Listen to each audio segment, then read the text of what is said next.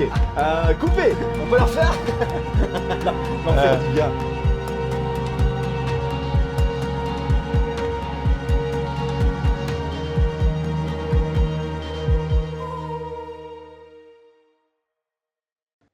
Alors, je m'appelle Laurie Lag, Ah, je suis explorateur de l'extrême. l'extrême. J'ai eu une enfance difficile, mais j'ai bravé toutes les épreuves. Et aujourd'hui, je suis très heureux d'être avec Jérémy Régnier, un acteur que j'aime, dont je suis vraiment fan. Donc, Tout à fait. Bonjour, je m'appelle Jérémy Régnier.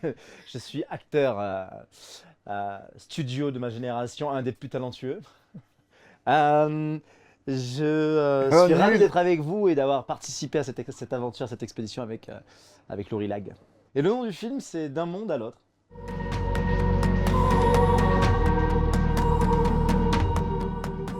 Une odyssée en plein milieu de l'Arctique, de la perte à la rencontre. Ça s'arrête où la phrase? Trois phrases, il m'a dit trois J'ai phrases. pas compris, j'ai pas compris. À la perte, à la rencontre. Ok. Coupé. On peut leur faire. L'enfer du gars. Ok, non mais c'est bon, on va rester là, je pense, parce que Ouais, voilà, t'es voilà. un peu fatigué. Moi, je vais faire rencontre, perte. Et on t'a pas dit des mots, on a Ah dit des merde. phrases. Oh putain. Non, pitch court. C'est la rencontre de deux univers. Qui n'ont rien pour se rencontrer à la base et qui finalement se retrouvent dans un endroit extraordinaire, très reculé du monde, avec un sujet commun qui est le deuil et la volonté de découvrir un autre humain à travers une aventure extraordinaire. C'est une odyssée qui se passe en Arctique.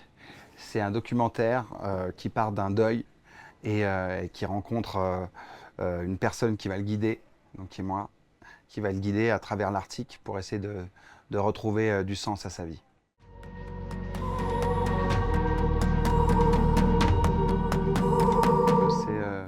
C'était difficile de faire les deux en même temps. Même Laurie, de temps en temps, me rappelait, me disait, écoute, n'oublie pas que tu es parti ici pour vivre quelque chose.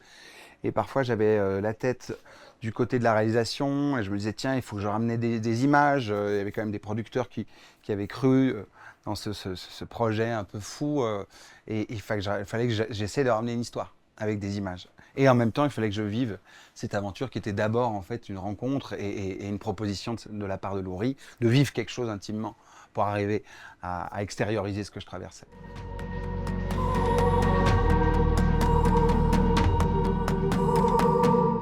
Alors, il faut savoir que déjà, c'est mon métier de partir à l'aventure, de relever des défis sportifs, la plupart du temps en solitaire et dans des endroits très extrêmes. J'ai été très touché de l'approche qu'on a eue, qui s'est fait très naturellement. J'avais écrit un livre, mon premier livre qui s'appelait Horizon Extrême, et dedans, j'avais glissé une lettre à mon père, justement, où je le pardonnais, toute cette éducation, cette enfance qui a été compliquée. Et je vois Jérémy dans mes stories Instagram après un interview sur Brut où je fais la promotion de ce livre. Et je lui envoie un message. Et ça commence par un message de vouvoiement assez extraordinaire où je lui dis très honoré de votre travail cinématographique. Et il me répond un truc je vous retourne le compliment. Et je lui ai envoyé un livre. Et ce livre l'a bouleversé.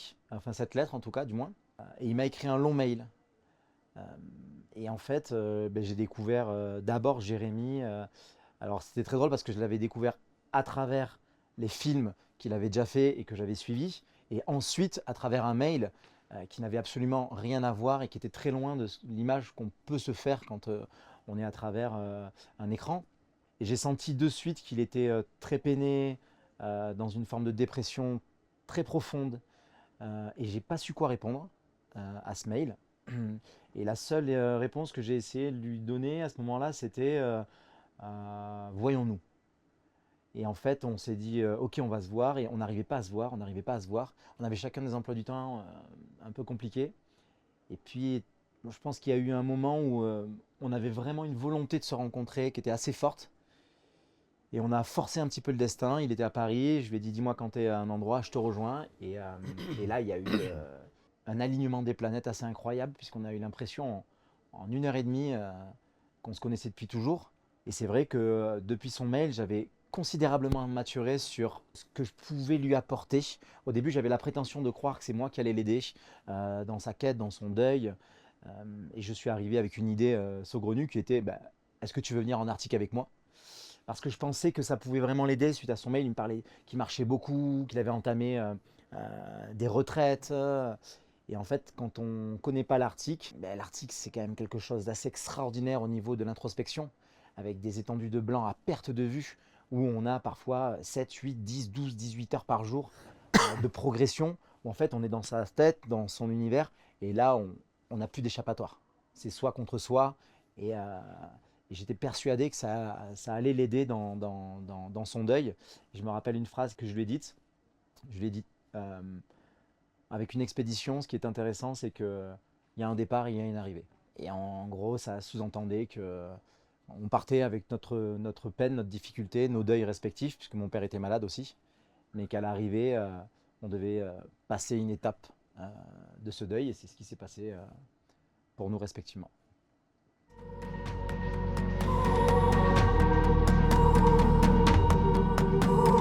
C'était très difficile déjà de trouver une équipe qui pouvait partir avec nous. La production avait peur qu'on ne puisse pas ramener des images parce qu'on tourne dans des endroits extrêmes, il fait -60, le matériel peut péter avec le givre, la glace.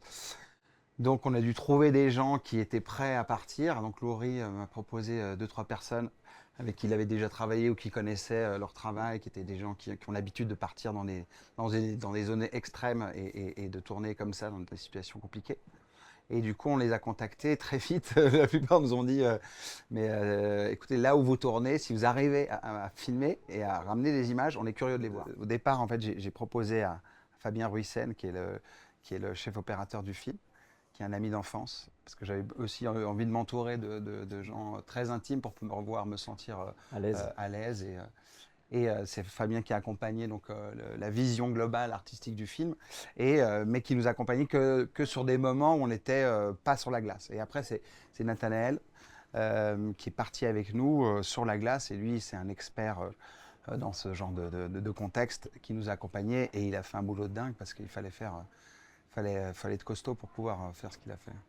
Alors moi, ce qui était très difficile, c'est que c'était une première expérience cinématographique pour moi. Moi, j'ai une habitude dans mon métier, c'est de réaliser des documentaires qui sont très chronologiques. Et finalement, la magie du cinéma, c'est se mettre au service aussi d'un metteur en scène, d'un réalisateur. Ça n'a pas toujours été facile, puisque pour partir sur des expéditions comme celle-là, il faut avoir confiance en soi, il faut avoir un certain ego, et on était deux gros caractères. Et parfois, il me demandait des trucs, j'avais juste envie de lui foutre ma main dans la gueule. Et en même temps, je ne comprenais pas vraiment la fabrication du film. Et c'est là que, pareil, encore une fois, tout le long de cette aventure, que ce soit dans les personnalités, dans la fabrication du film, eh bien, on vacille entre ces deux mondes, entre le monde de l'expédition, le monde du cinéma, le monde du documentaire. Et l'idée, c'était de réussir à fabriquer quand même quelque chose pour lui. Donc, il avait une très grosse responsabilité. Et moi, de me prêter au jeu, mais en même temps, ma vie était tout le temps en doute, quoi. Je pouvais mourir à tout moment, donc je me rappelle, il y avait des scènes à pisser de rire, mais qui m'ont fait plus du tout rire à la fin. Mais lui, il était là, ouais, t'es où? Je t'attends. J'étais là, mec, j'ai 300 km à faire sur la glace, il fait -50, je suis pas dans ta régie. Et lui, il comprenait pas, tu vois, parce qu'en fait, au début, il suivait les étapes, et tout ça s'est dénoué un petit peu aussi quand il est venu avec moi sur la glace. Il a compris la difficulté à la fois de filmer, à la fois de raconter des histoires, à la fois de progresser. Et c'est ça la magie de ce documentaire, de ce film. On ne sait pas vraiment dans quelle case il rentre. C'est qu'il a quand même réussi à en faire quelque chose d'extraordinaire. On souffre, on a mal, il faut faire des images, on se fait attaquer par des ours, et en même temps, on a envie de se bastonner.